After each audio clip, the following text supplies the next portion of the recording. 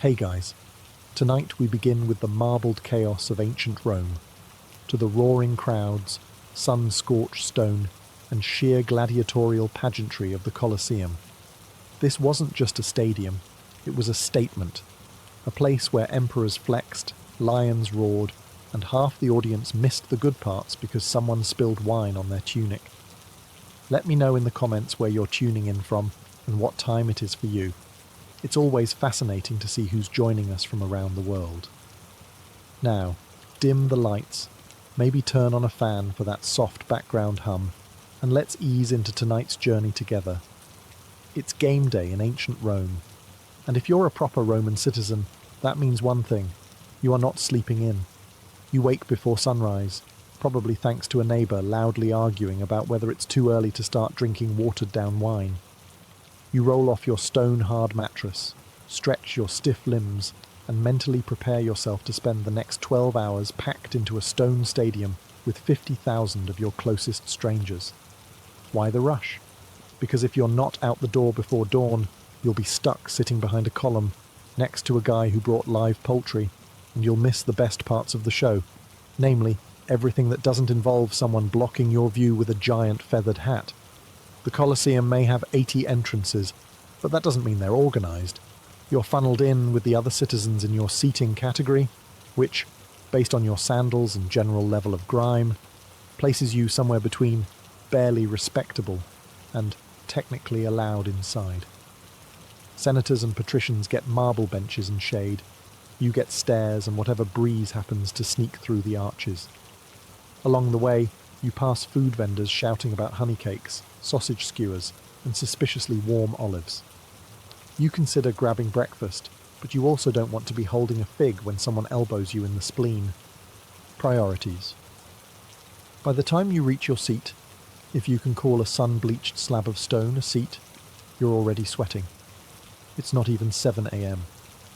You pull your tunic into some approximation of a cushion, nudge a child out of the way, and sit down. Around you, the stands are slowly filling up with other bleary-eyed citizens, chatting loudly about the rumours of the day. Are there really 20 tigers?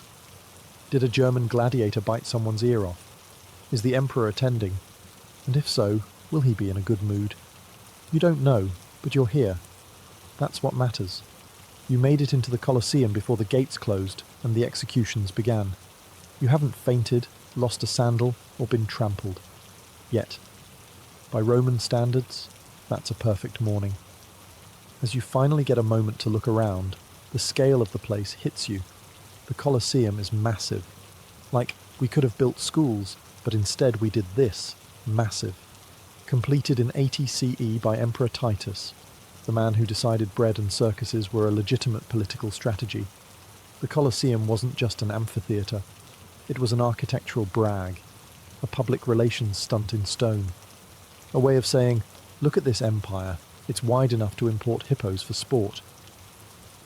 At its peak, the Colosseum held somewhere between 50,000 to 80,000 people, depending on how loosely the fire marshal interpreted maximum capacity.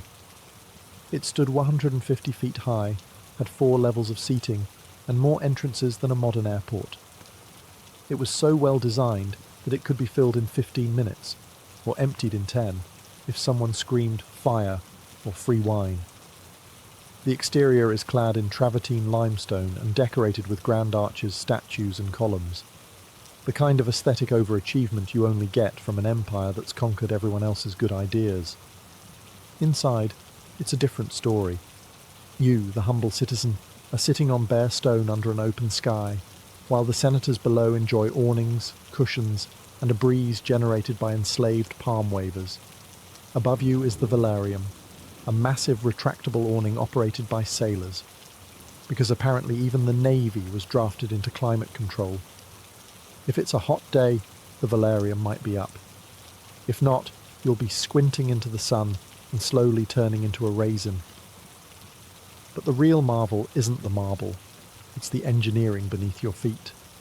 Beneath the arena floor lies a labyrinth of trapdoors, elevators, cages and pulleys. Animals, props, and sometimes very confused prisoners were launched into the arena like lethal surprises. One moment it's just sand. The next, It's 30 flaming chariots and an ostrich in a helmet. It's spectacle. It's strategy. It's an absolute flex. Rome didn't build the Colosseum to be practical. They built it to remind you, as you sweat in your fourth-tier seat, that the empire could kill you beautifully. Now that you're inside, sunburned, and emotionally prepared to sit for 8 hours, it's time to face the harshest truth of the Roman Colosseum. Your seat is a direct reflection of how little you matter. Seating wasn't general admission. It was an architectural caste system. Every tier, bench, and step was meticulously organized by social status, income, gender, and how often you dined with people who wore laurel wreaths for fun.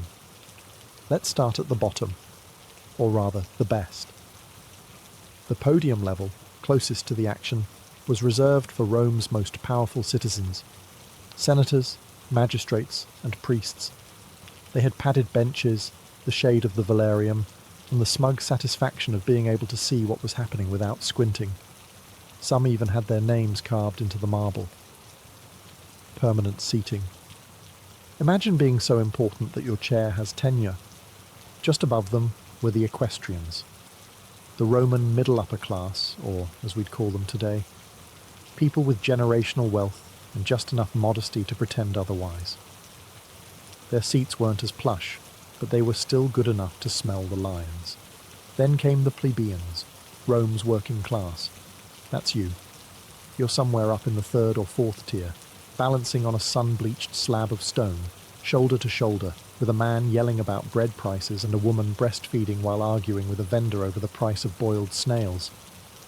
If you were a woman, and not a Vestal virgin, you were even higher up. Women, slaves, foreigners, and other undesirables got the nosebleeds. The views were bad, the shade was non-existent, and the smell of 50,000 Romans having feelings in wool tunics drifted upwards like an olfactory punishment. There were no cushions, no backrests, no cup holders. If you needed to pee, good luck finding your way back. And if someone spilled wine on you from above, that was just part of the ambience. But you came anyway, because the Colosseum wasn't just about the games. It was about being seen, even if all anyone saw was the top of your sweaty head. Welcome to the cheap seats. No one here is important, but everyone is entertained. So you've made it to your seat, high up, hot, and surrounded by people who believe personal hygiene is more of a seasonal suggestion than a daily habit. As you prepare for the festivities, your stomach growls. You didn't bring anything. Rookie mistake. Luckily, you're not out of options. The Colosseum had its own version of stadium vendors, only instead of peanuts, get your peanuts. It's more like olives, slightly fermented and suspiciously warm olives. The ancient Romans loved to snack. You could buy honey cakes, sausages, dates, figs, and, if you were feeling adventurous, garum-drenched nuts. Garum, for the uninitiated, was Rome's favourite fish sauce. It smelled like something you'd find in the bottom of a boat after 3 days of bad decisions. Romans loved it. You'd love it too, if your only other condiment was crushed goat liver. Vendors wandered up and down the steps, shouting their wares over the roar of the crowd. The man behind you is loudly arguing with one over the price of vinegared wine. It's watered down, but still effective, particularly when you haven't eaten since yesterday, and the midday sun is actively trying to kill you. Then there are the smells. Not just the food, though the blend of roasted meat and cheap perfume is doing its best to clog your sinuses, but also the crowd. The Colosseum, for all its glory, was a public bath's evil twin. No flowing water, no fresh air, just sun-baked humanity in tunics. To your left, a man fans himself with a scroll. To your right, someone brought a goat, not for food, for company. In front of you, a child is chewing something that used to be bread and now resembles stone. And somehow, above it all, floats the unmistakable scent of sweat, sand, and slowly wilting dignity. Still, there's an odd charm to it. The vendors are part of the theatre. They know when to quiet down, when to yell, and how to dodge a vomit stain on the stairs like seasoned professionals. You didn't come for the snacks. but now you can't imagine surviving without them, especially once the games start. You'll want something to chew on and emotionally process while watching a man try to fight a leopard with a fork. The games always started with a bang, or more accurately, a beheading. Before the gladiators took the stage, the Colosseum warmed up the crowd with a little morning bloodletting, courtesy of condemned criminals, war prisoners, and people who probably just annoyed the wrong senator. These weren't your standard boring executions either. No, this was Rome. This was entertainment. The condemned were often forced to reenact famous myths, but with the kind of realism that would make modern directors say, hey, maybe tone it down. Take the story of Prometheus, for instance. In the myth, he's chained to a rock while an eagle eats his liver every day. In the Colosseum version, a criminal is chained to a fake rock, and a real eagle is encouraged to dig in. Not symbolic violence, actual organ removal. Another crowd favourite was Orpheus in the underworld. It ended, predictably, with Orpheus being torn apart by wild animals. And yes, actual leopards were involved. You're starting to realise that when Romans said live theatre, they meant it very, very literally. The audience loved this part, cheering, laughing, booing like it was a bad comedy set. The logic was simple. These people were criminals, and public execution was a civic duty, and a public service all rolled into one. It was justice, wrapped in spectacle, dipped in horror, and served before lunch. Sometimes the condemned were simply thrown to the beasts with no backstory or dramatic flair, just man versus lion, minus the inspirational music. These moments were loud, fast, and, if you blinked, over.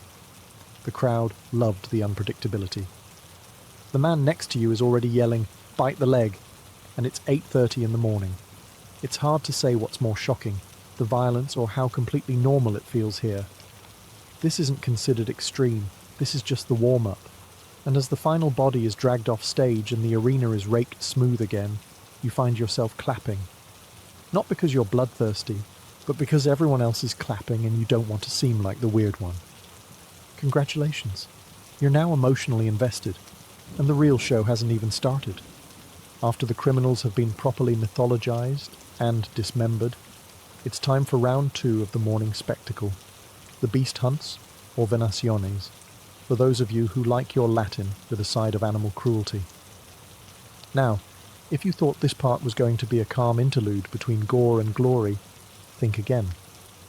Rome didn't conquer half the world just to import silk and spices. No, they brought back everything with teeth. Lions from North Africa, elephants from India, bears from Gaul, ostriches from wherever ostriches came from before they regretted it. The arena floor transforms. Trees, fake rocks and scenery rise dramatically from hidden trapdoors, because why just butcher an animal when you can give it a theme? Then out comes the hunter, a venator. Not a gladiator, mind you.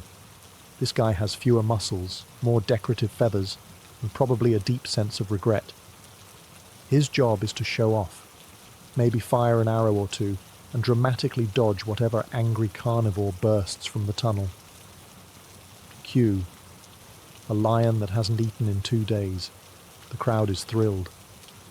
Bets are placed.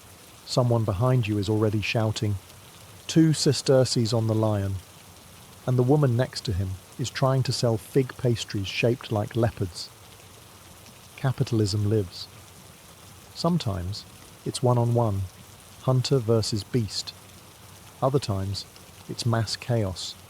A dozen panthers released at once while archers on platforms try not to shoot each other. On special occasions, elephants are brought in.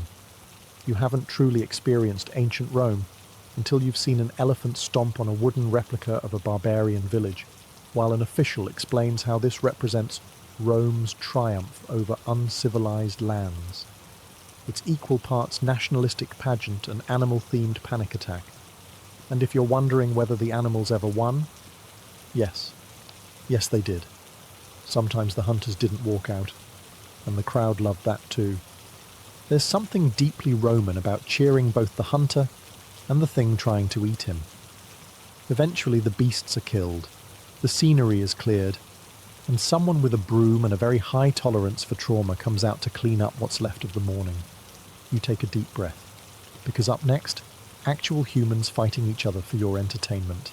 The crowd hushes, trumpets blare. Somewhere, a nervous goat bleats. It's finally time for what everyone's been waiting for. The gladiators. Forget the criminals and the leopards.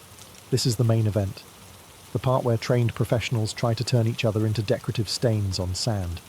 If the beast hunts were breakfast, this is the roasted meat platter of the day, served with a side of existential crisis. Gladiators weren't just fighters. They were celebrities. Think modern athletes, but with more scars and less dental coverage. Some were slaves, some were volunteers, some were nobles going through a phase. All of them knew how to make an entrance. And what an entrance it is. They emerge from the darkened tunnels like rock stars, or maybe like livestock who've learned choreography. Their armour gleams in the sun, helmets sparkle, swords are drawn, the crowd erupts, children scream, someone throws a garland.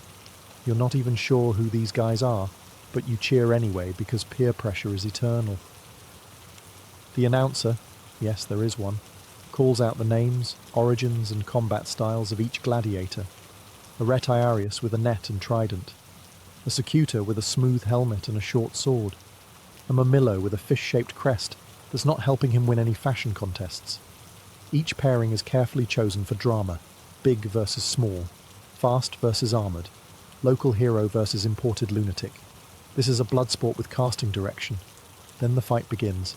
It's not just wild swinging. There's strategy, rhythm, pauses, feints, parrying, sand, lots of sand. Some fights end quickly. One bad step, one good stab. Others drag on for minutes as the fighters circle each other like angry ballet dancers with iron shoes.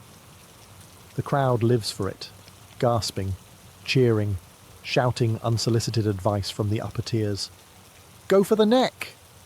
Use the net! Stop tripping on your own shield, Gaius! You're on the edge of your very uncomfortable stone seat, because even from up here you can feel the tension. This isn't some abstract performance. These men are fighting for survival, for fame, for a chance at not dying today. And the best part, it's still only midday. As you settle in for another round of organised mayhem, you begin to notice something. Not all gladiators look the same. That's because Rome didn't just want fighting, it wanted categories, themes, and stylistic bloodshed. This is less a brawl and more a very violent fashion show. Each gladiator type had their own distinct look, fighting style, and probability of getting impaled. Let's start with the retiarius. Light armour, no helmet, armed with a net and trident. Basically a fisherman with anger issues. They're fast, nimble, and often pantsless, which adds an extra layer of vulnerability and breeze. Then there's the secutor, their natural enemy. Secutors wear smooth, close-fitting helmets, supposedly to keep the net from catching, and carry short swords. Think of them as anti-fishermen. Their job is to run at the guy with the net and hope no one brought slippery sandals. The murmillo is the tank. Big shield, big helmet, big everything. They're slow but durable, kind of like an armoured ox that took fencing lessons. Their helmets often have fish motifs, which is ironic when they're fighting a guy with a trident. Thracians, Hoplomacheuses, Dimocaeri, each with their own mix of swords, spears, daggers, and reckless bravado. Some wear greaves and arm guards. Others look like they lost a bet with a blacksmith, but all of them fight with flair. This wasn't just about winning. It was about putting on a show. The audience had favourites, not always the best fighters, but the most dramatic, the ones who posed, roared, or shouted catchy one-liners before lunging. One guy even saluted the emperor with a spin move. He died 5 minutes later, but boy, did he make an entrance. The weapons were real. The blood was real. The applause, also real, and loud. Sometimes you'd swear the guy next to you was going to throw his sandals in the arena out of excitement. And yet, there's something oddly elegant about it all. Technique mattered. Footwork mattered. If you were lucky enough to live past your first few matches, you learned how to fight smart, or at least stylishly. Because in the Colosseum, dying was expected. Dying with bad form. Now that was unforgivable. So the fight is over. One gladiator's standing, sweaty and breathing hard. The other's on the ground, bleeding, maybe twitching, and definitely rethinking his career choices. What happens now? Well, that depends on the mood of one man. The Emperor. Yes, the most powerful figure in the known world. The guy with a literal laurel wreath on his head and his own food taster. Now gets to play casual death god. The surviving gladiator looks up. The crowd roars, but the final call isn't theirs. It's His Imperial Majesty, seated comfortably in the best spot in the house, under an awning, sipping wine that probably costs more than your rent. Now, you've heard the stories. Thumbs up means mercy, thumbs down means death. But, like most things from ancient Rome, it's more complicated and more vague. Some historians think it was the reverse. Others think the emperor just waved his hand vaguely and hoped people guessed correctly. Regardless, the wounded man is looking up at the royal box with the desperation of someone who's realised that being popular was actually very, very important. If the emperor is feeling generous, or if the downed gladiator gave a particularly good show, he might be spared. The crowd might chant, "Mite!" Let him go. If he was boring, clumsy, or worst of all, a foreigner who didn't smile enough, the crowd chants, "Ugula!" Kill him. And the emperor, he might listen, or he might shrug and signal doom while reaching for a honey cake. Sometimes the crowd sways the verdict. Other times the emperor uses it as a political stunt, a chance to look merciful in front of the plebs or brutally decisive in front of senators. It's public relations through bloodshed, and if death is ordered, the victor steps forward and delivers the final blow. Clean, swift, theatrical. Or, if he's feeling spiteful, dramatic and messy. Either way, the loser dies with a bit of dignity and a lot of sand in his mouth. The crowd applauds. A flute player strikes up something cheerful. Slaves come to drag the body away and rake the arena smooth. And then, on to the next match, because nothing keeps the empire running like a tight schedule and a loose definition of mercy. The sun is now directly overhead. The marble is hot enough to fry a dormouse, and the guy next to you is slowly melting into his tunic. You, however, are still seated, because you've made it this far, and damn it, you are going to watch men hit each other with swords even if you pass out doing it. Welcome to intermission, or as the Romans saw it, an opportunity to not die from dehydration before the next round of Mortal Kombat.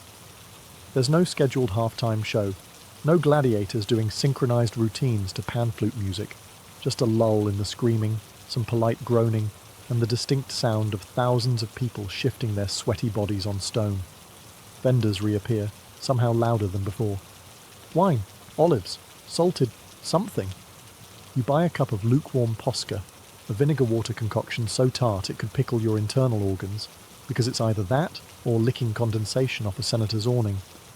Meanwhile, slaves rake the arena floor, smoothing out the sand and scooping up any leftover limbs the morning crew missed.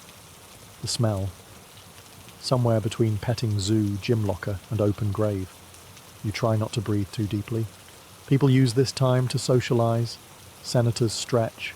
Nobles whisper about which gladiator had the best abs. You overhear one man explaining to his wife that the lion clearly deserved to win. She's nodding while fanning herself with a wax tablet.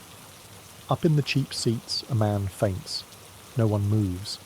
Not out of malice. It's just that everyone else is one faint away from joining him. If you're lucky, the velarium, that massive canvas awning, is extended today. Operated by sailors, because naturally rigging a sunshade requires maritime training, it provides patchy relief from the heat. If you're in its shadow, congratulations. If not, enjoy watching your shadow slowly crisp like an amphora left in an oven. Eventually a trumpet sounds. The crowd stirs. The guy who fainted is awake again, possibly by force. The games resume. You're parched, sunburnt, and halfway to delirious, and somehow you still wouldn't leave early, because in the Roman Colosseum, you didn't just watch history, you sweated directly into it. Just when you think you've seen everything, lions, leopards, blood-soaked gladiators, and a man fainting face first into a sausage tray, Rome hits you with something even more absurd. A naval battle. Yes, inside the Colosseum. No, you're not hallucinating. Though that vinegar wine is doing strange things. This wasn't every day, mind you. Flooding the arena was expensive, dramatic, and logistically chaotic, which made it absolutely perfect for Rome. It showed off not just military might, but engineering arrogance of the highest order. Why not turn a building into a lake, they thought. We have slaves for that. To pull it off, the arena's floor was removed, or hadn't been built yet, early in the Colosseum's career. Then a complex system of aqueducts and drains would flood the space with water. Real water, deep enough for small warships. You watch, astonished, as soldiers dressed like ancient Greeks row tiny triremes into the middle of what used to be the sandpit where you saw a bear disembowel a guy 40 minutes ago. The battles themselves? Less naval strategy, more chaotic splashing with costumes. Ships collided, men jumped from deck to deck, archers fired, sometimes boats caught fire, intentionally for flair. If you weren't impressed, you might be a corpse. Even the jaded senators raised an eyebrow when a miniature pirate ship exploded. Of course, the participants weren't career sailors. They were condemned men, often criminals, prisoners of war, or just people who fell behind on taxes at the wrong time. Their job was to die theatrically in a puddle that smelled vaguely of donkey sweat and fish sauce. Still, the crowd went wild. This was storytelling on steroids. Mythological reenactments, famous sea battles, all performed live, with props, special effects, and a suspiciously high casualty rate. Think historical reenactment meets live-action drowning. When it was all over, the water was drained. Quickly, somehow. Probably by people whose job titles were simply, "Don't ask." You sit in awe, wondering how you'll ever return to watching street musicians or mimes after this. You've just witnessed an indoor war at sea, and they're not even done. Because after naval combat, it's time for the grand finale. The sun begins to dip, the shadows stretch across the arena sand, and the scent of crushed olives, sweat, and existential dread lingers thick in the air. You've watched men fight beasts, boats sink in a surprise lake, and more blood than you expected to see in one sitting. Logically, this would be the time to go home, take a sponge bath, and question your life choices. But no, this is Rome, which means it's time for the grand finale, a final, carefully choreographed orgy of violence and theatre designed to leave the crowd staggering home in either awe or nausea. Sometimes this meant massive group battles, dozens of gladiators released at once, charging each other in carefully planned chaos. Shields clanged, swords flew, sand kicked up like someone dropped a bag of flour into a wind tunnel. It wasn't subtle, but then again, neither is anything Rome does. Other times they ended with a spectacle so outrageous it defied reason. Think, a gladiator team versus elephants wearing armour, or a duel staged to recreate a legendary myth where both men have rehearsed their deaths for weeks, and then one of them accidentally wins for real. This is where the showmanship peaks. Dying men still try to pose. Survivors scream to the heavens. The crowd, on their feet, a sea of tunics, fists, and enthusiastic moral flexibility. People chant for their favourites. Garlands are thrown. If a gladiator survives the day and has really impressed the crowd, he might even be awarded a wooden sword, the Rudi's, and his freedom. It's rare, but when it happens, everyone cries. Even the wine vendors. The emperor stands, nods, waves, or does something appropriately majestic. Maybe he leaves early, bored. Maybe he makes a speech. Either way, the day ends not with a whimper, but with thunderous applause and the distant sound of someone vomiting from too much sun and garum. You, exhausted and deeply confused about your ethics, rise with the others. Your tunic is stained, your back is numb, and your mind is filled with scenes you'll never quite be able to explain at dinner. And yet, you'd absolutely come again tomorrow, because no one stages a blood-soaked standing ovation quite like Rome. The trumpets have faded, the last gladiator has limped off stage, possibly upright, possibly being carried like a tragic meat sack. The crowd begins to stir, stretch, and engage in that most timeless of Roman traditions, judging everyone else's opinions out loud. As you make your way toward the exit, or try to, it's basically a tunic-based traffic jam. The post-show buzz kicks in. Everyone suddenly becomes a gladiatorial expert, despite having spent most of the fight arguing with their cousin about fermented goat cheese. "I told you the Thracian was going to win." No, the Secutor was robbed. Total sabotage. That elephant didn't even try. Clearly sick. Meanwhile, the vendors haven't missed a beat. They're still selling watered wine and mystery meats with the same enthusiasm they had 8 hours ago. Nothing pairs better with dramatic trauma than a warm skewer of questionable protein. The streets outside the Colosseum are a medieval music festival meets garbage fire. The city didn't really have a sanitation department, unless you count stray dogs and disgruntled slaves.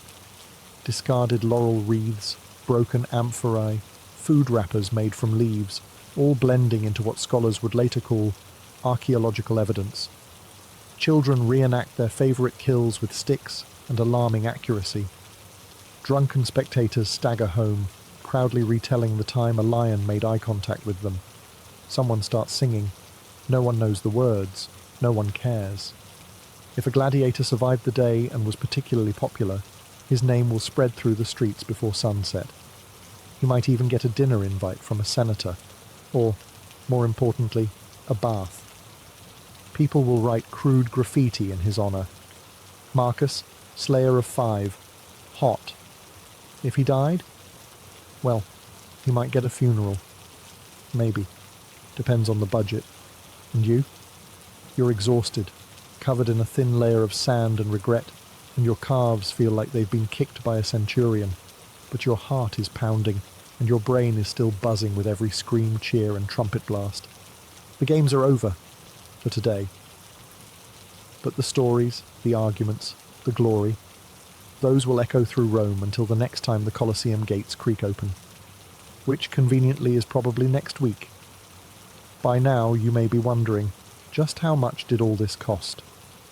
The animals, the armour, the scenery, the wine that tasted like regret. None of it came cheap.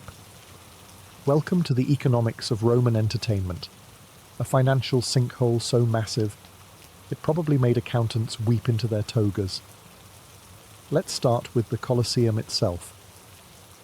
Built under Emperor Vespasian and finished by his son Titus, this stone behemoth took over a decade, thousands of labourers, and an ungodly amount of concrete to complete. It could seat upwards of 50,000 people, none of whom paid for tickets. That's right. Entry was free, which is a lovely way to build goodwill and a terrible business model. So, how did they fund this blood-soaked variety show? Answer: conquest money. The Colosseum was famously financed by the spoils of the Jewish war, specifically the looting of Jerusalem, which means every trident and tuna-stuffed date was indirectly sponsored by imperial plunder. Think of it as Rome's version of a military-industrial complex, with more flaming leopards. And then there were the games. A single festival could last 100 days, featuring thousands of gladiators and animals. Feeding, housing, and transporting elephants from Carthage or hippos from the Nile wasn't exactly cheap. There's no economy class for rhinos, and they tend to destroy the luggage rack. Even the gladiators came at a cost. Training, armour, medical care. Yes, they had doctors, surprisingly good ones. And of course, burials for the less fortunate. All of it fell on the shoulders of emperors, magistrates, and wealthy sponsors, hoping to gain political points or just avoid being the next contestant in the arena. Estimates suggest that some of the larger festivals could bankrupt a lesser noble. But hey, if it kept the mob happy, it was worth it. After all, a content citizen was less likely to riot, and more likely to chant your name while you handed out cheap wine. The phrase panem et circenses, bread and circuses, wasn't just philosophy, it was statecraft. Distract the people with carbs and carnage, and you could get away with just about anything. Except, of course, running out of money. That's when the trouble really started. So you've survived a full day in the Colosseum. You've witnessed executions, beast hunts, shipwrecks, sword fights, sunstroke, questionable sausages, and an entire empire's fragile ego on display. And the real mystery isn't how anyone survived the heat. It's why they came back. The answer is simple. Rome knew how to put on a show. For the average Roman citizen, especially those in the lower classes, life outside the arena was, well, let's say, unforgiving. Cramped apartments, uncertain food supplies, public toilets that doubled as conversational spaces, and a city that smelled like ambition, sewage, and goat. But for a few glorious hours, the Colosseum offered escape.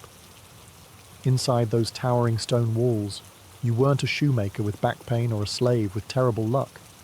You were a spectator, a part of something larger, a witness to triumph, tragedy, and highly choreographed maulings. It was also where Rome told its story, not with books or lectures, but with spectacle. Each fight symbolized the strength of the empire, the order of Roman civilization triumphing over chaos, or at least some guy named Chaos getting decapitated. And let's be honest, humans have always had a complicated relationship with violence. The Colosseum just industrialized it. Where else could you eat a fig tart while watching a Macedonian duel a Gaul under flaming javelins? There was also social pressure. Everyone went.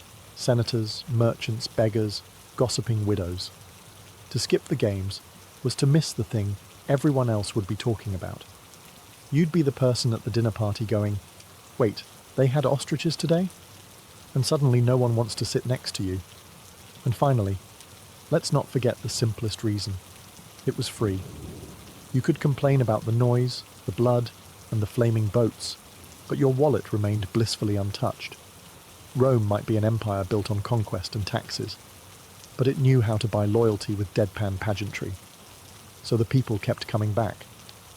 For the thrill, for the story, for the chance to forget, just for a moment, that outside the arena, they were at the mercy of senators and sewer rats. Inside, they were spectators, and in Rome, that was the closest most people ever got to power. Imagine a medieval town before the rise of guilds. The year is 1100. The air stinks of smoke, sweat, and horse dung. Narrow streets wind through cramped wooden houses, and behind every rickety stall someone is trying to sell you something. A shoe, a pot, a hunk of bread, all of wildly different quality. You need new boots. The first cobbler says he trained under a master in Paris. The second says he trained under the moon and stars. Their shoes look the same at a glance, but one falls apart in the rain, and the other gives you blisters so bad they'd get their own death certificate. This was the medieval economy before regulation, a chaotic buyer-beware world of guesswork and salesmanship. Artisans were mostly on their own. There were no standard training paths, no oversight, and no organisation protecting the interests of workers or customers. Anyone with tools and a prayer could claim to be a craftsman. Some of them were geniuses. Most of them were, let's say, experimental. If you were an apprentice, good luck. Maybe you were lucky enough to learn under a skilled blacksmith who didn't drink molten iron. Or maybe your master used you as a glorified bellows and taught you nothing useful except how to avoid being hit with a hammer. Your career success depended almost entirely on who you managed to beg, bribe, or flatter into training you, and forget fair wages. Since there were no collective bargaining rights, employers could pay workers whatever they wanted, usually the bare minimum unless you had connections or muscle. Customers weren't safe either. Bread might be filled with sawdust. Pottery might crack before you got home. Tailors could cut you a doublet so misshapen it looked like it had been made for a goat with scoliosis. Quality and honesty were optional, not required. There was a growing sense of dissatisfaction. Towns were expanding, trade was increasing. The risks of shoddy craftsmanship and dishonest dealers became more than just local annoyances. They threatened economic stability. And out of that chaos, a solution began to form. One that would reshape not only work, but entire cities. They called it the Guild. So how did the guilds begin? Slowly, quietly, out of necessity, like all great systems. In towns across Europe, skilled artisans and tradesmen began to meet in taverns, churches, and even under trees in the village square. They were bakers, smiths, tailors, carpenters, men and women whose livelihoods were being undercut by frauds, cheats, and hacks. They didn't call it a guild at first, just a gathering of those who actually knew what they were doing. At first, it was about protecting their name. If someone sold a warped sword and called themselves a smith, that reflected badly on all smiths. So they started setting rules. Don't undercut prices, don't use cheap materials, don't train fools. It wasn't long before these little circles formalized. They gave themselves names, codes of conduct, and, crucially, control. If you wanted to work in their town as a mason, for example, you had to go through them. No approval, no customers, no job. These early guilds were part labour union, part trade school, and part secret society. And yes, there were candles, chants, and weird initiation rituals, because this was medieval Europe, and everything had candles and weird initiation rituals. Guilds didn't just form in big cities. Even small towns had their own local weavers' guild, or coopers' guild.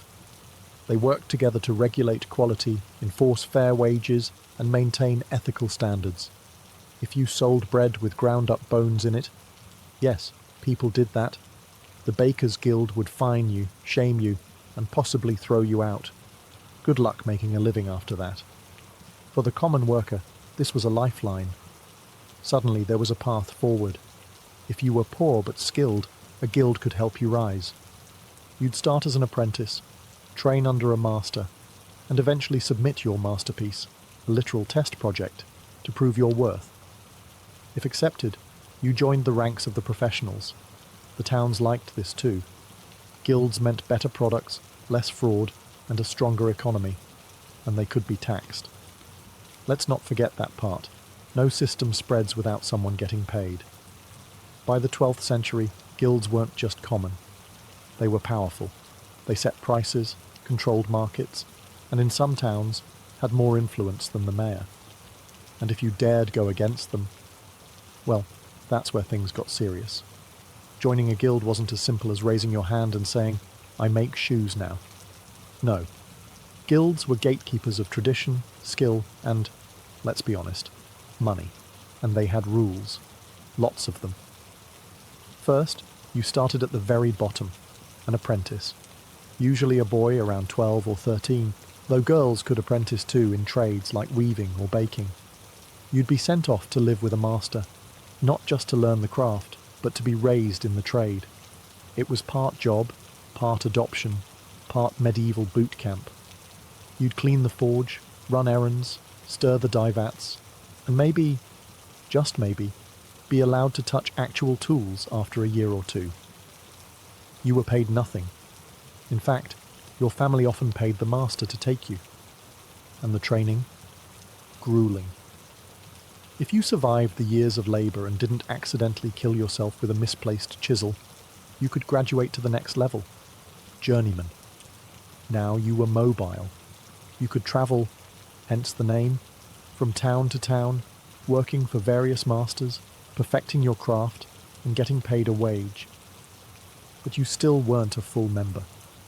That title was reserved for those who submitted a masterpiece, a finished product so flawless it would be judged by the guild elders themselves.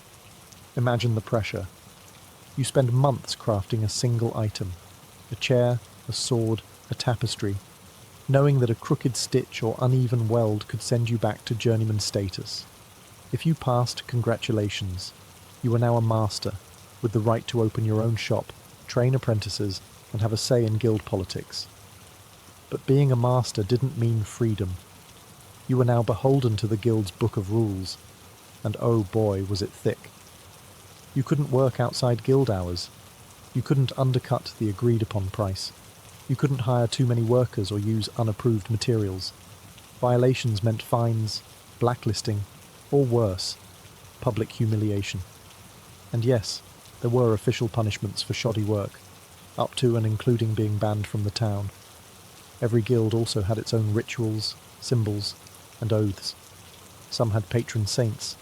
Some had guild halls grander than churches. It was part club, part cartel, part medieval mafia. And now that they had power, guilds weren't afraid to use it, not just to protect their trade, but to shape entire cities. By the 13th century, guilds weren't just part of town life. They were town life. Walk through a bustling medieval city like Bruges, Ghent, or London, and you'd see their influence everywhere. Streets were often named after trades: Baker Street, Fishmonger's Lane, Cordwainer's Alley. The finest buildings? Not palaces, guild halls. These were towering stone structures that served as meeting places, event venues, courts, and yes, occasionally taverns after hours.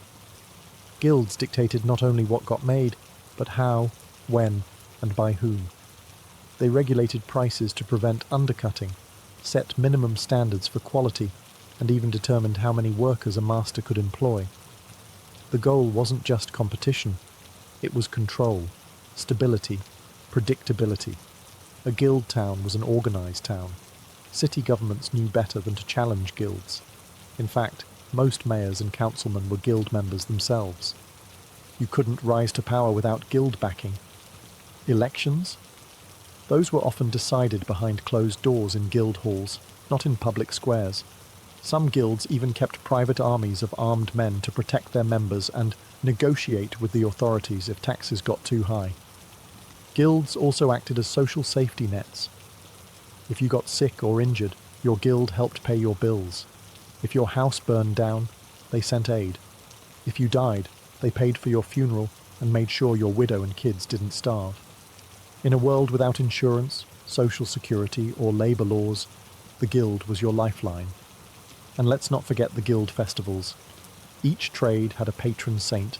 Bakers had Saint Honoré, blacksmiths had Saint Eligius, and everyone had a reason to throw a parade. These festivals featured processions, pageants, feasting, and generous quantities of whatever booze was appropriate for the trade. Sometimes they even had competitive games. Imagine a tug of war between butchers and tailors, and you'll get the vibe. Of course, guilds didn't always play nicely with each other. Tensions often flared between different trades, especially when overlapping duties created turf wars. Should a cobbler or a tanner be allowed to make riding boots? Should a carpenter be allowed to repair a ship? These disagreements could lead to lawsuits or fists. Still, guilds brought order to chaos. They turned towns into engines of commerce, skill, and civic pride. But as their influence grew, so did their arrogance and their enemies. For all their benefits, medieval guilds were not warm, inclusive havens of brotherhood. They were exclusive, elitist, and, once they got a taste of real power, deeply corrupt. Want to join a guild as a master? Good luck if you weren't the son of a master, or didn't have the right connections. The masterpiece you submitted? It didn't matter how flawless it was if the elders just didn't like your face, your family, or your newfangled ideas. In many towns, guilds turned into hereditary clubs where bloodlines mattered more than skill. If you were an outsider, a newcomer to the town, an ethnic minority, or simply poor, the doors were closed, permanently. You could toil as a journeyman your entire life and still never be allowed to set up your own shop. The guild would just keep raising the bar. This rug isn't symmetrical. This sword is too sharp. This loaf of bread doesn't have enough soul. They had 100 ways to say no. And if you tried to work without guild approval, they'd shut you down, literally. Guild enforcers, and yes, that was a real thing, would smash your goods, drive out your customers, or fine you into poverty. In extreme cases, rogue craftsmen could be publicly flogged, imprisoned, or exiled. The guilds called it protecting standards. Critics called it a monopoly. Guild masters also played dirty with politics. Many bribed officials to maintain their privileges, dodged taxes, or bullied rival guilds out of influence. Blacksmiths might sabotage carpenters, brewers might rat out bakers, and tailors might rig a vote to secure city contracts. These weren't just craftsmen. They were kingmakers. And then there were the women. In theory, some guilds allowed women, especially in textiles, brewing, and food preparation. But in practice, women were often relegated to the sidelines. Widows of masters could take over shops, but rarely gained full membership. Even when they ran successful businesses, guilds frequently ignored, excluded, or outright erased them from records. Power belonged to men, and even skilled women had to fight tooth and nail for recognition. Guilds had started as protectors of quality and fairness, but by the 14th century, many had become self-serving gatekeepers, rich, rigid, and resistant to change. And that rigidity would be their greatest weakness in the centuries to come. Despite their flaws, one thing guilds did exceptionally well was education, or rather, vocational domination.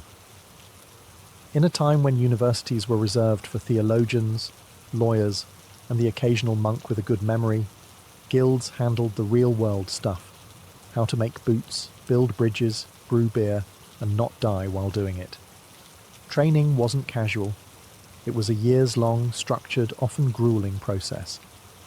An apprentice's life revolved around two things: the workshop and the master's temper. From dawn till dusk, they watched, repeated, and slowly earned the right to do more than just sweep the floor or pump bellows. The master wasn't just a boss. He was a teacher, parent, disciplinarian, and, depending on your perspective, a tyrant with a hammer. Discipline was strict, expectations were high, and mistakes were rarely tolerated. Burn a batch of wool, that's a week's wages gone. Drop a chisel on your foot, clean up the blood and get back to work. Yet for all the hardship, this was the golden ladder. An ambitious apprentice could over time become a journeyman, travel the realm to gain experience, and eventually, if the stars aligned, produce their masterpiece and rise to master rank. It was the closest thing the medieval world had to social mobility. Journeymen also had their own subculture. These weren't just workers. They were adventurers with tool belts. A young carpenter might travel from Cologne to Venice, learning new techniques and styles, gathering letters of recommendation, and swapping stories in smoky taverns. In some regions like Germany, these journeys became formalized traditions called the Wanderschaft, requiring years of travel and strict codes of conduct. But here's where the guilds got clever. They created a closed knowledge loop. Only members had access to certain tools, formulas, or techniques. Recipes for dyes, brewing ratios, forge temperatures, all were guarded secrets. If you wanted to learn the trade, you had to play by guild rules. No backdoor tutorials, no online forums, just a dusty master with a scar on his cheek and a lot of opinions. The guild system made sure that skill stayed in the family, the guild family. It created generations of competent, loyal craftsmen. But it also meant outsiders stayed outsiders. Still, for those lucky enough to get in, the guild was the ultimate school of hard knocks, with lifetime job security at the end of the tunnel.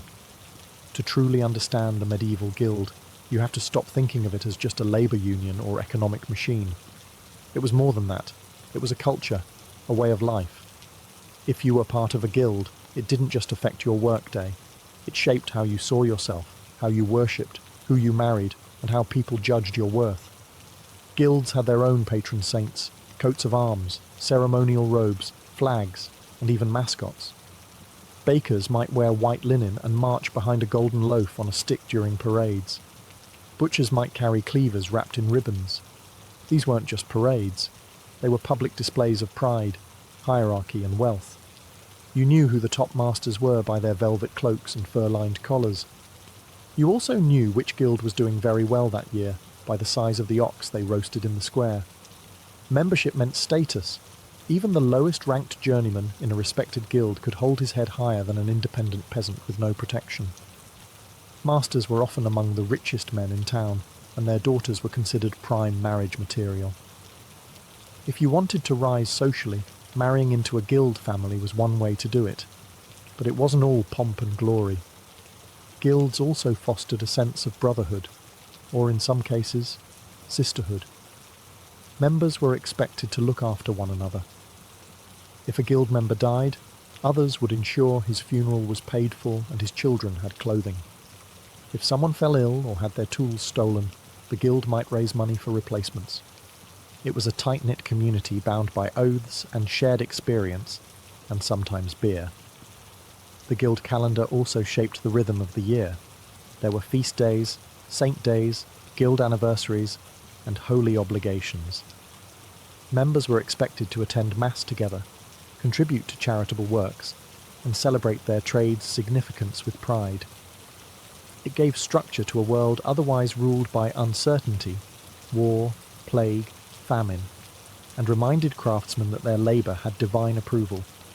In a society where identity was everything, being a guild member told the world who you were. Not just your profession, but your place in the grand medieval order. But as Europe began to change, the world started asking, could that order survive? For centuries, guilds had ruled the streets, economic titans in velvet cloaks. But by the late 15th and 16th centuries, cracks began to appear in their stone-solid foundations.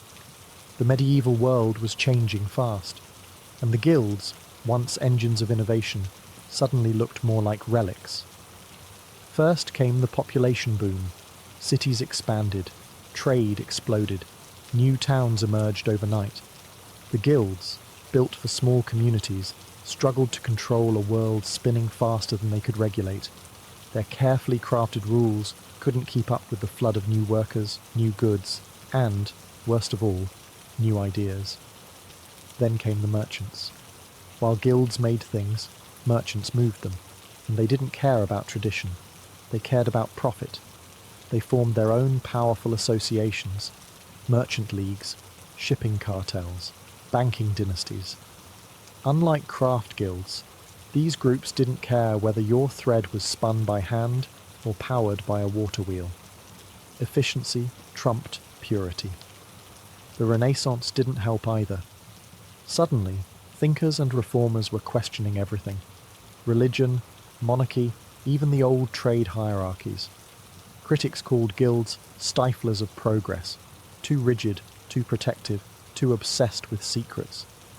Inventions like the printing press spread new techniques far and wide, bypassing guild approval entirely. But the biggest blow came from capitalism. As Europe moved toward market-based economies, entrepreneurs started opening workshops outside guild control. They hired dozens of unskilled labourers to mass-produce goods at lower prices. No masterpiece required. This early form of industrialization made the old apprentice-journeyman master ladder look painfully slow. And as monarchs centralized power, they began breaking guild monopolies. Kings and queens wanted direct control over trade and taxes. Guilds were in the way. Charters were revoked, rules rewritten, privileges stripped. In some places, guilds were outright banned. Guilds tried to adapt. Some merged, some modernized, some begged for royal favors. But the tide was against them. By the 18th century, in many cities, guilds had become ceremonial fossils. They still held festivals, wore robes, and gave speeches. But the real economic power had shifted elsewhere. What had started as a revolutionary force for order and quality had over time become what it once opposed, a barrier to progress. Still, their legacy didn't vanish. It simply changed shape and set the stage for what came next. Though the medieval guilds faded from power, their fingerprints are still all over modern society, if you know where to look. That trade school down the street? That's a direct descendant of the guild's apprentice system. The idea that you must train under someone skilled before being certified. That's guild logic. Even the word masterpiece still echoes its original use, a test of craftsmanship to prove your worth. Unions? Guilds were their ancestors, the OG labour protectors. They organised strikes, demanded fair wages, provided injury support, and resisted exploitation long before Marx wrote a single word. And while modern unions may be less ceremonial and slightly less obsessed with St. Crispin, their goals remain shockingly familiar: dignity, stability, and protection for the working class. But guilds also shaped our ideas about professionalism. The notion that a trade isn't just a job, but a calling, something worthy of pride, standards, and community. That's guild thinking. The plumber with certifications, the electrician with a license, the architect with a professional board. They're all walking in the footsteps of medieval masons and carpenters. Even business culture owes them a debt. Corporations and LLCs? Medieval guilds had charters, regulations, membership tiers, and communal resources. Their meeting halls looked suspiciously like today's boardrooms, except with more candles and fewer spreadsheets. Guilds also left a deep cultural mark. Towns still celebrate them through street names, coats of arms, and historic festivals. Some modern livery companies in London, like the Worshipful Company of Goldsmiths, still operate today, holding on to ancient traditions in a world run by algorithms. And perhaps most importantly, guilds gave medieval workers identity. In a brutal world of warlords, famine, and plague, being a guild member meant you had a place. You mattered. You were part of something bigger than yourself. Of course, guilds weren't perfect. They hoarded power, excluded outsiders, and often stifled innovation. But in a chaotic, unregulated world, they carved out stability and structure where there had been none. They didn't just shape trades, they shaped towns, lives, and futures. So next time you walk down a street called Butcher's Row, or see a sign for a master carpenter, remember, you're seeing the shadows of a system that, for better or worse, built the very idea of work as we know it. In the medieval world, life was shaped by the church calendar, and the church had a strict rhythm: repent, fast, then feast like your life depended on it. And after weeks, sometimes months, of going without butter, meat, or even joy itself, when the fast ended, the feasting didn't just begin, it erupted. Religious holidays were the designated times when people could let loose, legally and spiritually. From the highest lord to the lowest ploughman, there was a shared understanding. God was watching, and today he was fine with second helpings. These weren't casual meals. They were full-blown communal events with roasted meats, trenchers piled high, and pitchers of ale and spiced wine passed down long candle-lit tables. The feasts blurred the lines between religious observance and good old-fashioned revelry. People went to Mass in the morning, then to the manor hall or town square in the afternoon to eat, drink, and often dance until they couldn't see straight. Why such excess? Because it was the reward. Take Lent, for example, 40 days of fasting before Easter. No meat, no dairy, no eggs.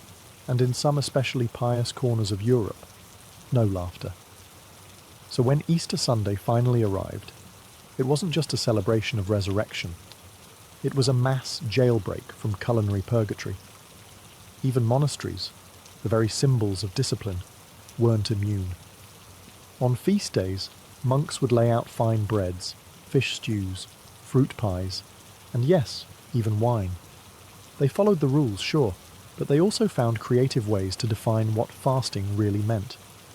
Spoiler, beaver tails counted as fish. These holiday feasts were social glue. Neighbours sat elbow to elbow. Rich and poor mingled, though not exactly equally. Lords hosted massive banquets to show off their wealth and piety. They'd invite tenants and clergy, offering symbolic generosity, while still sitting at a much nicer table. For townsfolk, it was a break from toil, and a chance to eat things they usually couldn't afford. A roasted goose, a spiced pudding, maybe even something absurd like peacock served with its feathers reattached for drama. When the fast ended, the feast was a kind of rebirth. not just of the soul, but of the senses, and in the cold, muddy world of medieval life that was reason enough to celebrate. In the darkest part of the year, when the sun barely crept above the horizon and snow turned every village into a frozen sketch, people needed something to look forward to. That something was Yule, the winter feast that blended pagan survival instincts with Christian celebration. Before Christianity reached northern Europe, Germanic and Norse peoples had already been celebrating Yule as a midwinter solstice festival. It was a time to honour the return of the sun, banish evil spirits, and roast just about anything that had the misfortune of being edible. Fires were lit to drive away darkness, and entire trees, Yule logs, were burned in hearths, meant to last 12 nights straight. The church, sensing an opportunity, didn't ban Yule. It baptised it. By the Middle Ages, Yule had become Christmastide, the 12 days of Christmas, starting on December 25th and ending with Epiphany on January 6th. But the festive spirit remained very, very pagan. The centrepiece of the Yule feast? The boar's head, roasted, garnished with herbs and fruit, and presented with a theatrical procession. In noble halls it was brought in on silver platters to the sound of music and Latin verse. For peasants, a boar was rarer, but pigs, much more likely. Every part was used. Nothing went to waste, not even the blood. Tables groaned with trenchers of bread topped with roasted game, pies stuffed with spiced fruit and meat, pottages thick with root vegetables, and puddings boiled in cloth sacks. Mead, ale, and mulled wine flowed freely, warming bellies against the cold. Yule was also a time of merriment and mischief.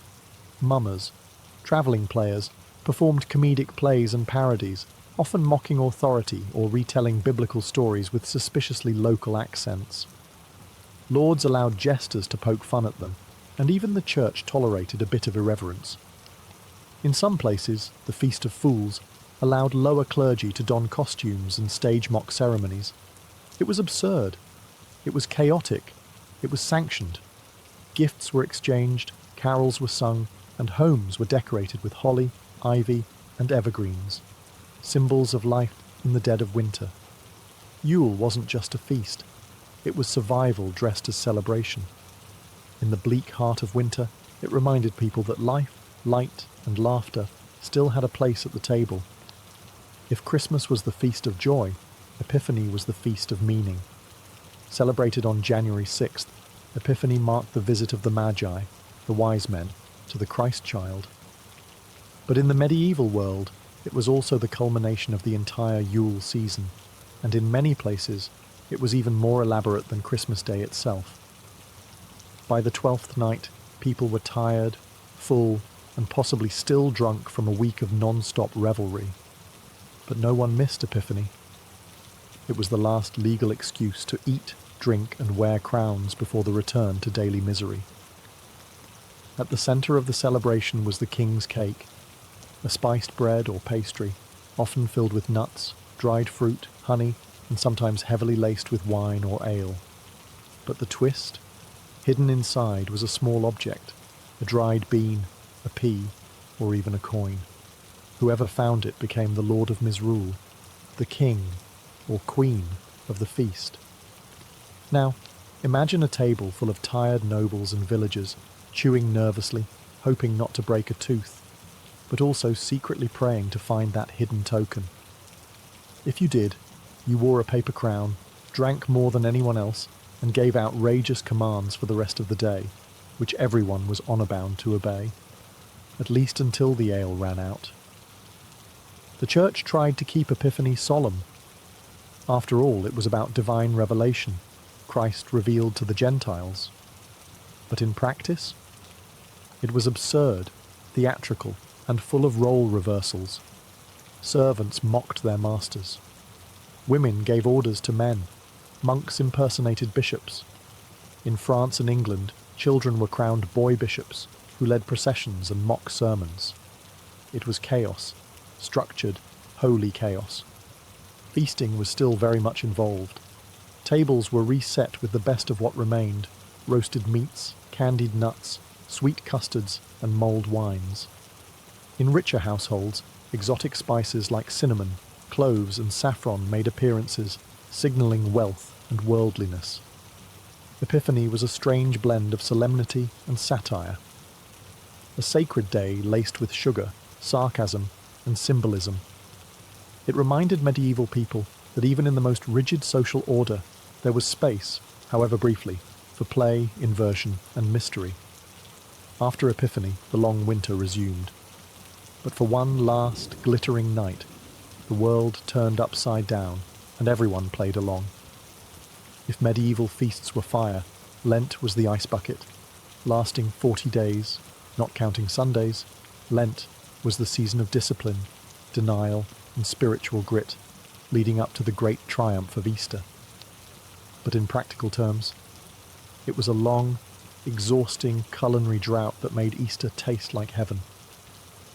Lent officially began on Ash Wednesday, following the riotous indulgence of Shrovetide, a pre-fast spree where people cleared out their pantries in one last glorious binge of butter, eggs, and meat. It was the medieval version of eat everything before the diet starts. Pancakes, pastries, sausages, anything rich or fatty had to go. Then the fun stopped. During Lent, meat was strictly forbidden. Dairy, eggs, and even certain fats were also off limits, depending on the region and level of devotion. That meant no milk in your porridge, no cheese with your bread, no lard for your vegetables. It was a diet built around fish, legumes, onions, leeks, and penance. Monasteries had rule books to guide this austerity. Lay people followed the example, sort of. While some genuinely suffered through Lent with humility, others learned to improvise. In medieval France, beaver tails were classified as fish, and thus fair game for fasting. In some places, barnacle geese, mysterious birds that supposedly grew on driftwood, were also eaten, since they were considered half fish, half bird. Science? No. But spiritual loopholes? Absolutely. But for most people, Lent was hard. Especially the poor, who had no salted meat or luxury items to give up in the first place. They just got hungrier. Children grew listless, energy drained from fields and workshops, and the world seemed grey, physically and spiritually. And that's precisely why the Easter feast mattered so much. The more intense the fast, the more glorious the reward. Lent wasn't just a theological ritual. It was a psychological setup for the most joyous meal of the year. The deprivation carved out space for the celebration. By Holy Saturday, kitchens came alive. Ovens were stoked, butter churned, eggs, hoarded or newly laid, were whisked into custards. Lambs were prepared, sweetbread spiced, wine uncorked. The long hunger would end soon, and what followed wasn't just a feast. It was an explosion of colour, taste, music, and resurrection. After 40 days of grey skies, grey food, and grey moods, Easter arrived like a thunderclap of joy. It was the holiest feast of the Christian calendar, a celebration of Christ's resurrection, yes, but also a visceral explosion of colour, music, and culinary indulgence. This was not a simple meal. It was redemption on a plate. The feast began after the Easter Vigil, a long late-night church service on Holy Saturday. People gathered with candles, sang hymns, and waited for the return of the light, both literally and spiritually. When the bells finally rang, and Christ is risen was proclaimed, the entire town seemed to exhale. At last, the fast was over. The feast could begin. And what a feast it was. Roast lamb was the centerpiece, both symbolic and delicious. It represented the Lamb of God, of course, but also the return of meat after 6 weeks of staring longingly at fish stew. Wealthier households might also serve ham, veal, or even a whole suckling pig, apples in its mouth and all. For those who couldn't afford meat, they made do with eggs, cheese, and breads enriched with butter, luxuries that had been forbidden just days before. Eggs were everywhere, boiled, dyed, baked into pies, or hidden inside sweet custards. They symbolized new life and resurrection, but let's be honest, people had just been hoarding them for weeks, because chickens don't stop laying during Lent. Come Easter, the backlog became bounty. There were breads braided with herbs, honey cakes topped with dried fruit, and spiced wine poured liberally. Vegetables returned to the table, often roasted in animal fat for that rich, forbidden flavour. In towns with Jewish populations, some elements of Passover feasting even made their way into Easter meals, bitter herbs, flatbreads, and storytelling. The atmosphere, joyful chaos. Musicians played, children shouted and played egg-rolling games. Nobles handed out coins and sweet buns to the poor as acts of public piety. Monks prepared elaborate tableaux of the resurrection, complete with costumes, chanting, and stage effects involving smoke and bells.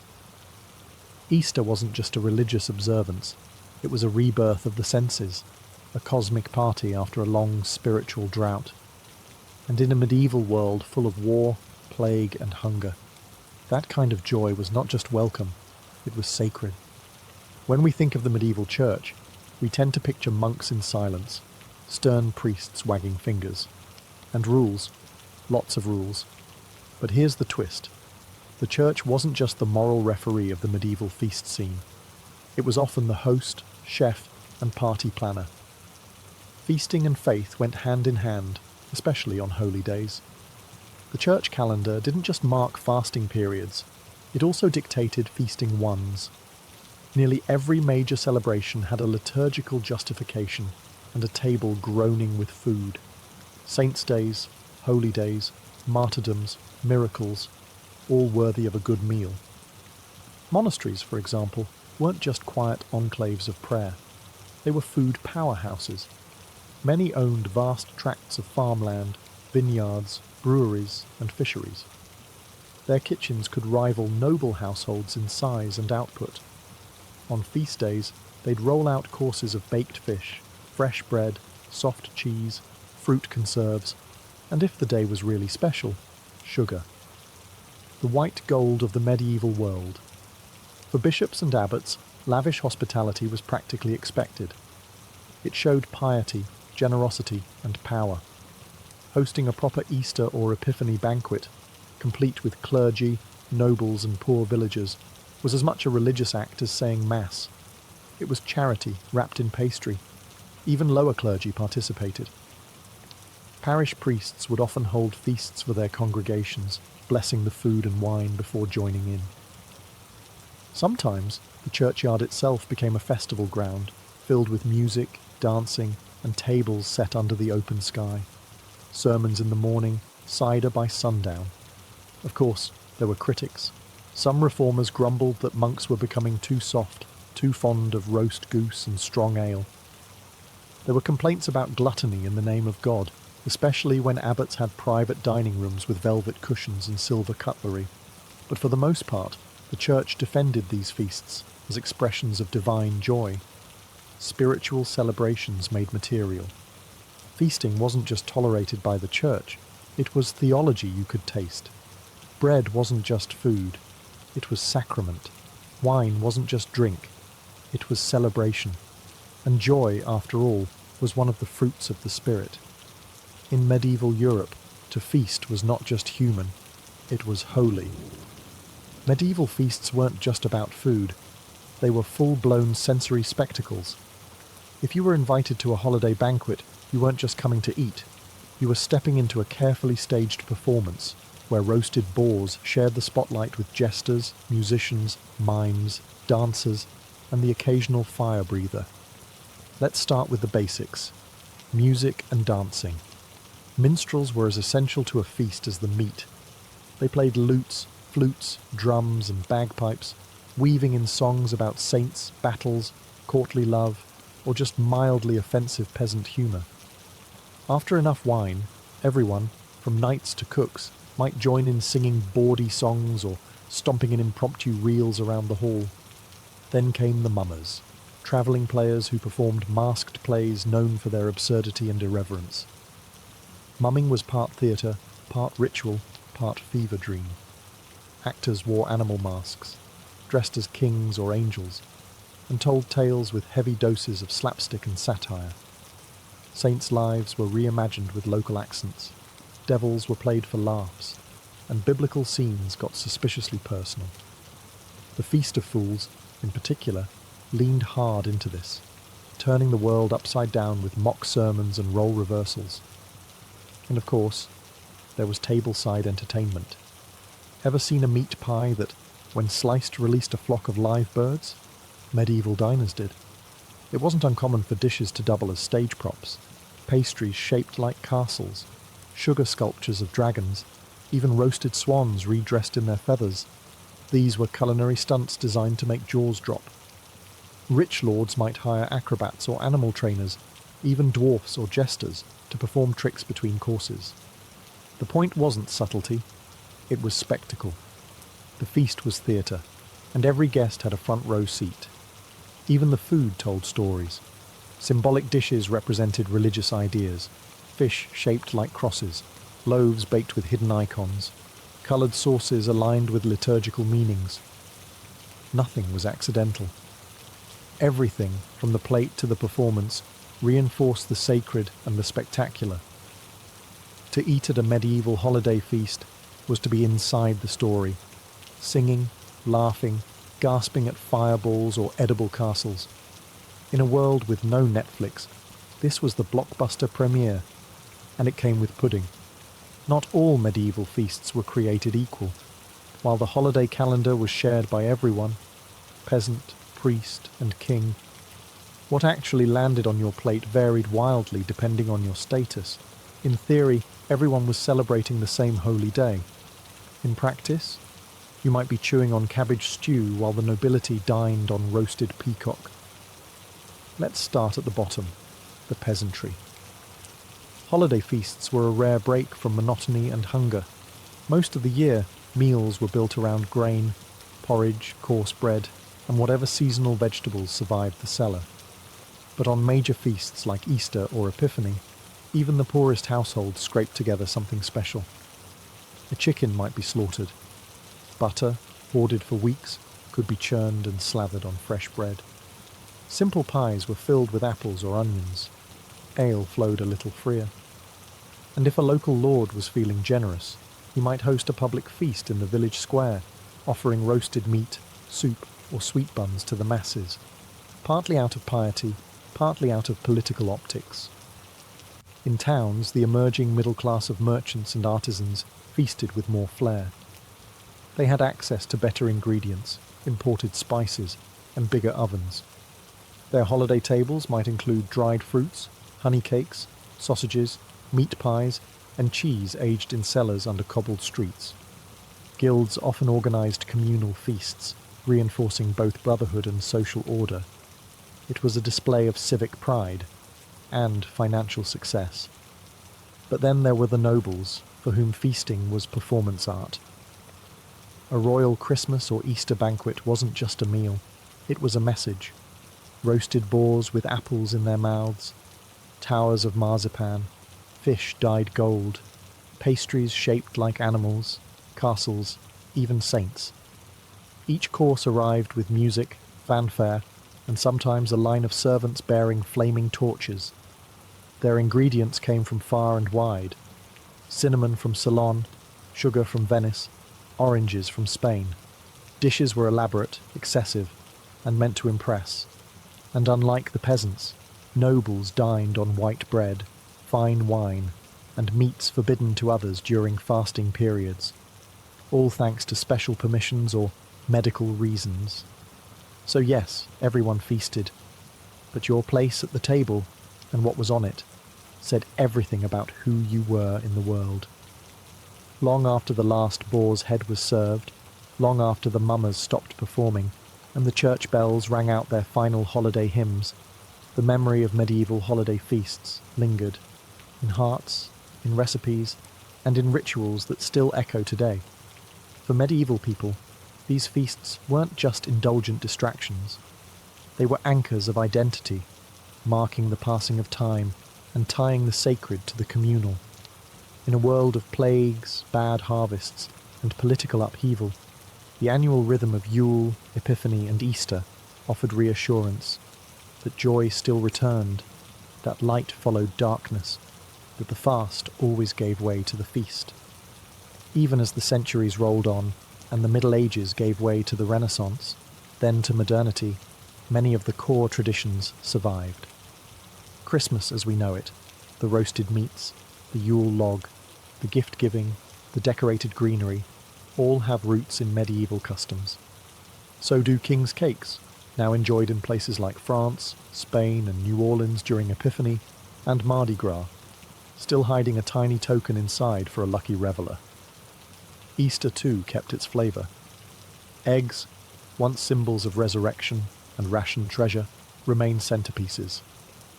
Easter lamb, whether real or symbolic in chocolate form, continues to grace modern tables. Even hot cross buns, traced to ancient Lenten customs, still show up every spring in supermarkets and bakeries. But perhaps more lasting than the food itself is the idea of feasting as sacred. The belief that certain days are meant to be set apart, for gathering, for gratitude, for remembering that joy too is holy, is a medieval inheritance. Holiday feasts weren't just about gluttony, they were acts of hope, defiance even. A community saying, we are still here, we still believe, we still celebrate. In an age before refrigeration, industrial ovens, or supermarkets, pulling off a holiday feast took planning, sacrifice, and imagination. It required whole communities working together, baking, roasting, singing, praying. And the payoff was never just a full stomach. It was laughter, storytelling, shared humanity. A brief taste of heaven. In the grand halls of imperial Rome, where marble gleamed and whispers travelled faster than horses, Faustina the Younger entered the world in 130 CE.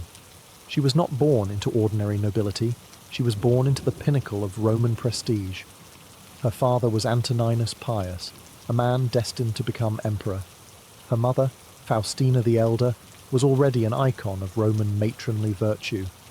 Faustina the Younger didn't just inherit wealth or a name, she inherited expectation. Raised in the elite imperial court, Faustina grew up surrounded by statues of gods, guarded by senators, and tutored by some of the sharpest minds in the empire. She learned Latin and Greek before most Roman girls learned how to weave. Her education wasn't ornamental, it was political. She was trained in stoic thought, in the art of rhetoric, and in the careful performance of virtue. Her childhood was a dress rehearsal for empresshood, but behind the polished bronze and public rituals, Roman imperial life was a tightrope walk. Faustina was not just her parents' daughter, she was a piece on the board, a tool to reinforce dynastic succession and public trust in the Antonine family. From the moment she could walk, every gesture was part of a wider play. Her smile was diplomacy, her silence, calculation. And yet, even in this rigidly controlled environment, Faustina showed signs of strength. She was known for her poise, her presence, and later, her charisma, traits that would serve her well in a world dominated by political intrigue and fragile male egos. Her lineage set her apart. She was the great-niece of Hadrian, future wife of Marcus Aurelius, and mother to the infamous Commodus. Even before her marriage, her destiny was set in stone, literally. Busts of her mother lined temples, coins bore her name, and poets praised her bloodline as divine. But greatness is a double-edged sword. The same fame that elevated Faustina also placed her under constant scrutiny. Whispers would follow her for the rest of her life, some adoring, others scandalous. From the beginning, she wasn't just a Roman woman. She was a symbol, and in Rome, symbols had to shine, or be shattered. In 145 CE, at just 15 years old, Faustina the Younger married her cousin, a quiet, serious philosopher named Marcus Aurelius.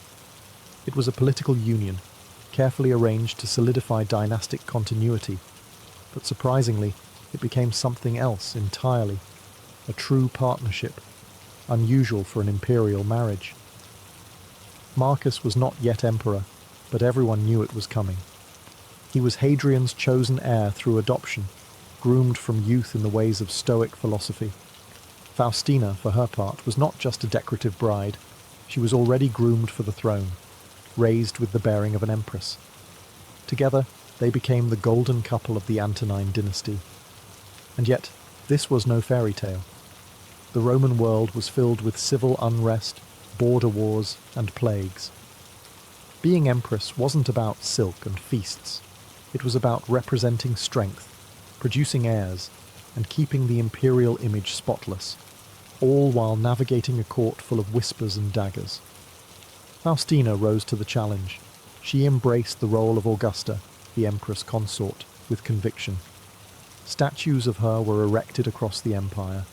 Coins were minted with her image beside Marcus, signalling her central role in Rome's stability. She didn't just stand beside the throne, she shared its weight. She also took on the traditional role of mother of the empire, quite literally. Over the course of her marriage, Faustina gave birth to at least 14 children, though only a few survived infancy. Among them was Commodus, a boy who would later rule, and nearly ruin, the Roman Empire. Despite the loss and political stress, Marcus adored her. His meditations, that quiet personal work of stoic reflection, occasionally hint at a man deeply grateful for his wife's strength and loyalty. He called her faithful and praised her virtues, even as gossip about her swirled in Roman salons and barracks. Because for all her dignity, rumours clung to Faustina like perfume. Stories of affairs, political manipulation, and wild behaviour would dog her for decades. Some exaggerated, some invented by enemies, some perhaps uncomfortably close to truth. But whatever the truth, Faustina was no passive ornament. She was a force beside the throne, elegant, effective, and already controversial. And her real influence was just beginning. To be a Roman empress was to be a mother, not just to children, but to the empire itself. For Faustina the Younger, this was not symbolic. She was quite literally the womb of dynastic survival. Over the course of her marriage to Marcus Aurelius, Faustina gave birth to an astounding 14 children. It was both a political necessity and a personal ordeal. Every successful birth meant another potential heir, another safeguard for Rome's future. But the grim reality of Roman medicine meant that most of her children died young. Only a handful survived to adulthood. Each loss was a private grief, made public through shrines, mourning rituals, and silent imperial processions. The most infamous of her surviving children was Lucius Aurelius Commodus, born in 161 CE. He would later become emperor, and, as many historians argue, one of the worst in Roman history.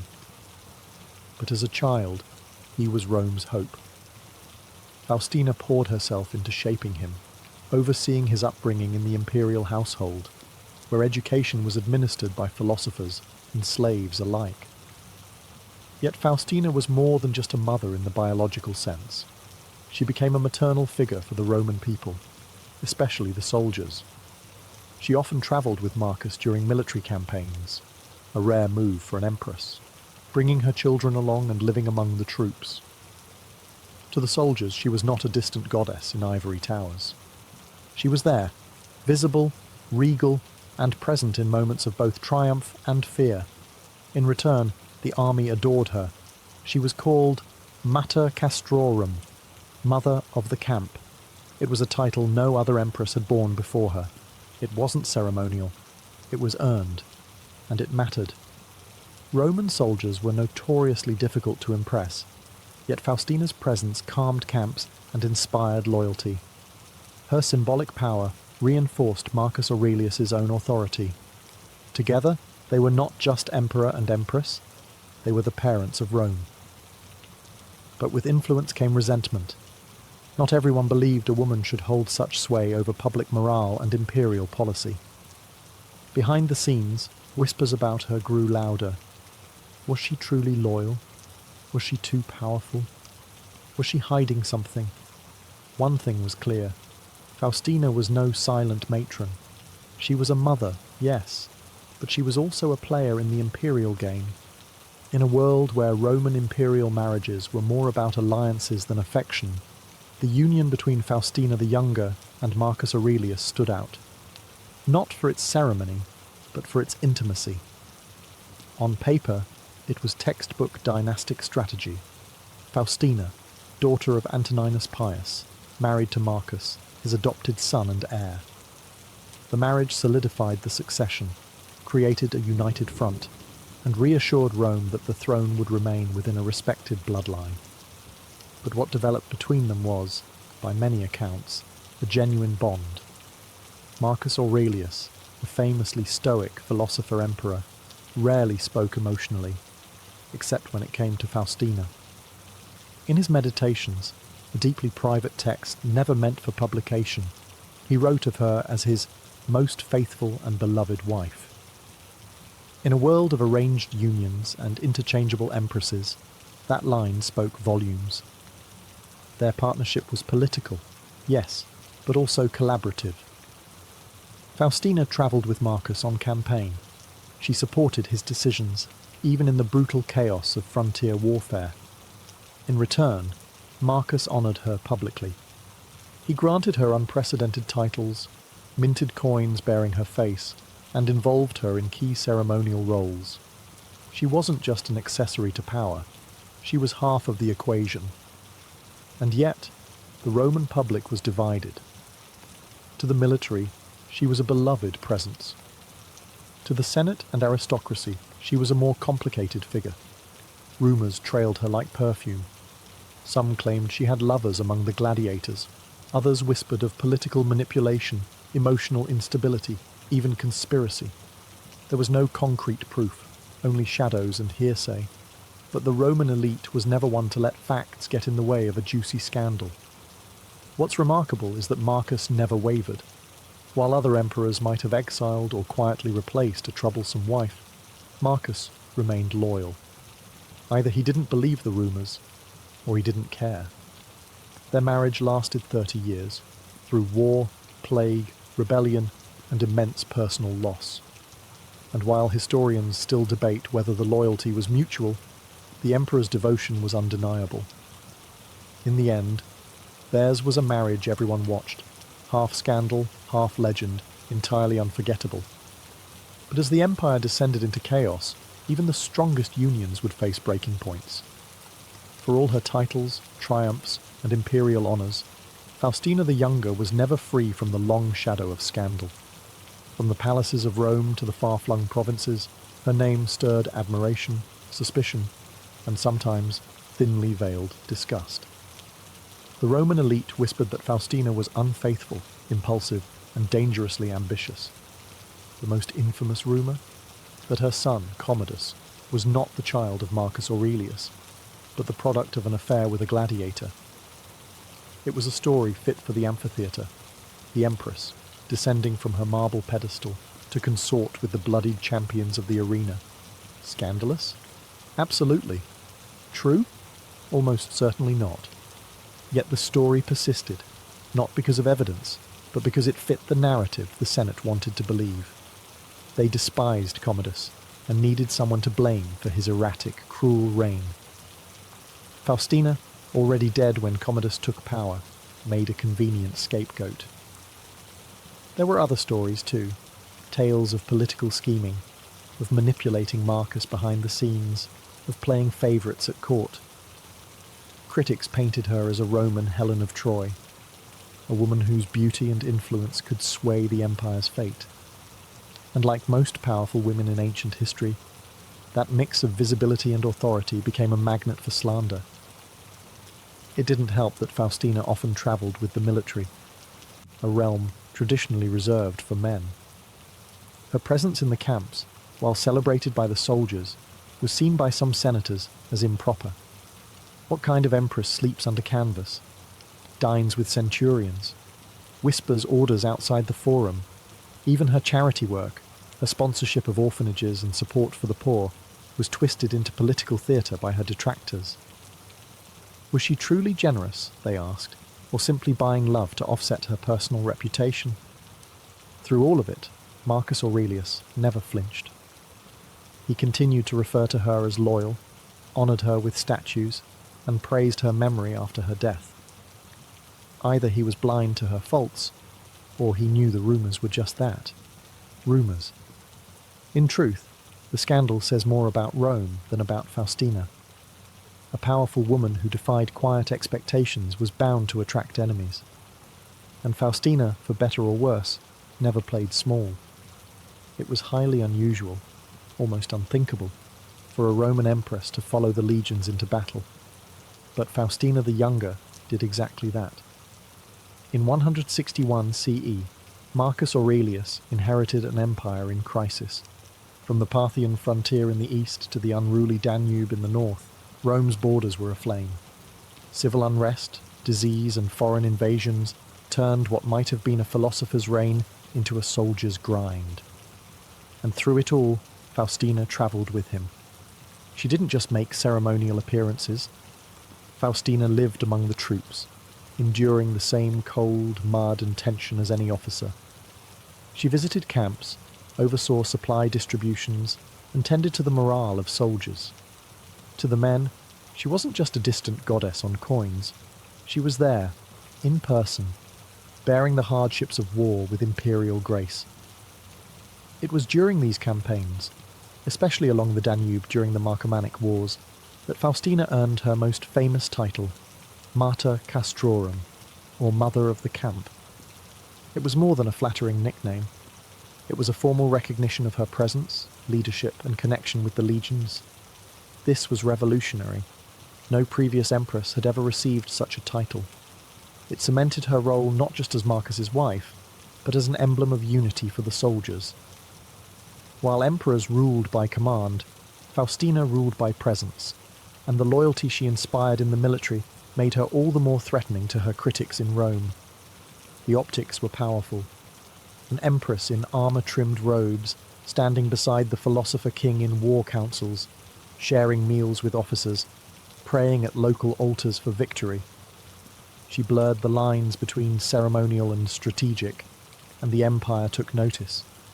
Of course, traditionalists were horrified.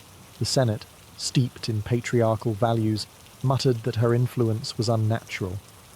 A woman in the barracks? They scoffed. But for the common soldier, and for many in the provinces, she became a symbol of hope. An empress who did not retreat into marble halls, but stood with Rome on the frontier. Faustina's time on campaign wasn't a footnote. It was a defining chapter in her legacy. While others judged from afar, she walked among soldiers, not afraid to share the mud, the blood, and the burden of empire.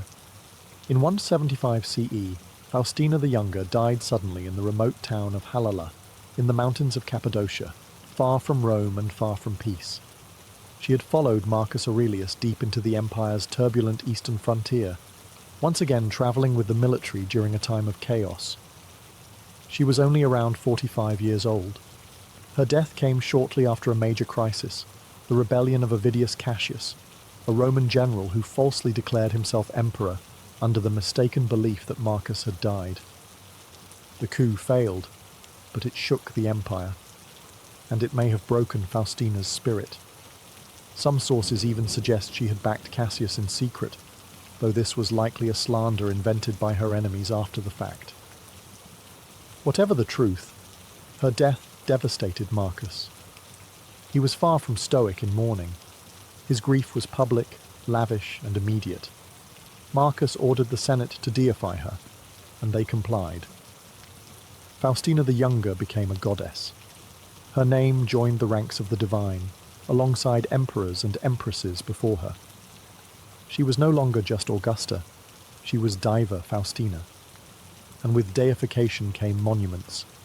The town of Halala, where she died, was renamed Faustinopolis in her honour. Temples were erected, statues sculpted, and coins minted bearing her divine image, now wreathed in stars. In Rome, the temple of Faustina and Marcus Aurelius rose, anchoring her memory to the forum itself. More than just ritual, her deification was a political act. It reminded the empire of her virtues, sanitized her reputation, and reinforced the legitimacy of Marcus and their son, Commodus.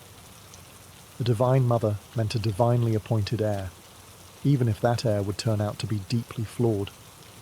Interestingly, her apotheosis did not erase the rumours. Whispered tales of betrayal, ambition, and scandal still clung to her legacy. But as with all Roman deities, worship didn't require moral perfection, only symbolism and memory. In death, Faustina became eternal, not just in the temples, but in the Roman imagination. She had lived in shadow and light, loved fiercely, ruled boldly, and died far from home. And Rome, for all its suspicion, couldn't help but build her a pedestal that reached the heavens. When Marcus Aurelius died in 180 CE, he left the Roman Empire in the hands of a young man who would become one of its most infamous rulers, Lucius Aurelius Commodus, the son of Faustina the Younger. For a brief moment, it seemed like the dynasty Faustina had helped build would endure. Commodus was the first emperor in nearly a century to be born into power, not adopted into it. His succession marked a turning point, and a gamble. But within a few short years it became clear. Commodus was no Marcus Aurelius. His reign was marked by paranoia, cruelty, self-indulgence, and spectacle. He fancied himself Hercules reborn, fought in the gladiatorial arena, renamed Rome after himself, and left the administration to a rotating cast of sycophants and assassins. And inevitably, the question arose: was Faustina to blame? Ancient historians, always eager to moralize, looked backward through Commodus's madness and found, conveniently, his mother. They dredged up every rumor, every whisper of infidelity, every accusation of scheming, and painted Faustina as the true seed of the empire's corruption. If Commodus was a monster, surely his mother had either birthed it or moulded it. But this is more political narrative than fact. Faustina died when Commodus was just a teenager. By all accounts, she had played a central role in his early education and upbringing, surrounding him with tutors, philosophers, and statesmen. She travelled with him on campaign, helped prepare him for imperial life, and oversaw his introduction to Roman politics. But no mother, divine or mortal, could completely control the future, not in a world as unstable and brutal as Rome. Some historians today suggest that Faustina's early death may have removed the only person who could have grounded Commodus. Without her presence, he was left under the influence of corrupt courtiers and opportunistic handlers. Marcus, exhausted and grieving, may have failed to recognize how far his son was drifting. Still, her legacy was now tied to Commodus's shadow. Her deification remained untouched, but her memory became complicated. A tragic symbol of how even the best-laid dynastic plans can unravel. She had birthed a god. She had buried children. And she had given Rome an emperor it would never forget. For all the wrong reasons. Faustina the Younger died nearly 2,000 years ago, yet her story still flickers in marble statues, coin portraits, and the brittle pages of ancient histories. Her legacy is a mosaic of contradictions: empress and scandal, mother and manipulator, goddess and mortal woman. In her lifetime, she was one of the most powerful women in Roman history. She advised emperors, influenced troops, bore heirs, and stood on the edges of battlefields, actions that would terrify any traditional Roman senator. And because of that power, she became a lightning rod for gossip and myth. She was remembered by the military as Mater Castrorum, the empress who stood with them in the mud and snow. By her husband Marcus Aurelius, she was remembered as his faithful and beloved partner. But to historians like Cassius Dio and the ever-scandal-loving gossip mills of late antiquity, she became the empress of rumours, blamed for infidelities, conspiracies, and even the rise of Commodus. Her statues, of which dozens survive, show a serene woman with carefully arranged curls and eyes turned to the heavens. But beneath that idealized gaze lies a story rarely told. A woman raised inside imperial machinery, trained to perform perfection, yet forced to navigate a brutal, male-dominated empire that rarely forgave influence, especially when it came from a woman. Her deification after death was not merely honorific. it was strategic. In a time when dynasties were fragile and emperors frequently fell to poison or blade, immortalizing Faustina served as a stabilizing myth. A divine mother meant a divine lineage. Her temples, coins, and titles helped soothe an empire unsure of Commodus and nostalgic for Marcus's reign. But even today, historians remain divided. Was Faustina a model empress who upheld duty in the face of war and grief, or a savvy political player who cloaked ambition in maternal virtue? Perhaps both. Perhaps that's what makes her unforgettable. She lived in a world of shadows and spectacles, where women could rule only if they wore a mask. Faustina wore many: goddess, wife, mother, seductress, soldier's muse. But behind the bronze and legend was a human being, navigating power, loss, and love, in the heart of the most dangerous empire in the world.